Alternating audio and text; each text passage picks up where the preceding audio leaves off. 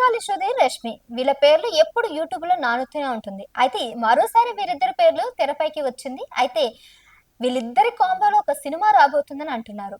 ఎందుకంటే గతంలో 'సుడిగాలి సుధీర్' చాలా సినిమాలు తీశారు. 'దీపికతో' సినిమా ఒకటి తీశారు. 'దీపిక పిల్లితోని' గాని, లేదంటే ఆహ్, స్ బా బాలసుబ్రహ్మణ్యం 'స్వప్న బాలసుబ్రహ్మణ్యం' అనుకుంటే ఆవిడతో ఒక సినిమా గాని, అలా చాలా మందితో చాలా సినిమాలు తీసినప్పటికి కూడా ఏ సినిమా గూడా ఆడలేదు. 'గాలోడు' గాని, లేదంటే 'సుడిగాలి సుధీర్' గాని, లేదంటే 'సుధీర్ సాఫ్ట్‌వేర్' గాని, ఇలా బొచ్చెడు సినిమాలు తీశాడు. ఒక్క సినిమా కూడా ఆడలేదు.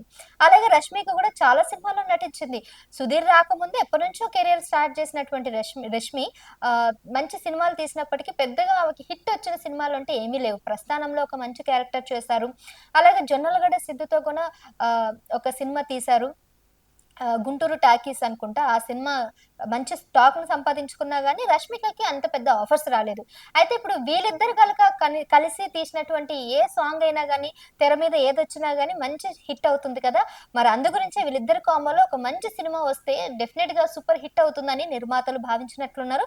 మరి ఆళ్ళ సినిమా కొన్ని రోజుల్లోనే అనౌన్స్‌మెంట్ ఉంది. ఆ డీటెయిల్స్ డెఫినెట్‌గా మీతో షేర్ చేసుకుంటాను. So, keep watching our channel.